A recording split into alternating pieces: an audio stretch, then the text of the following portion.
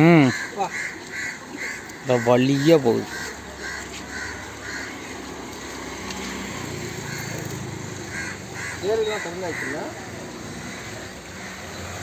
சம்பரப்பாக்கம் திறந்துட்டாங்க, பூண்டியும் திறந்துட்டாங்க. ஆமாம்.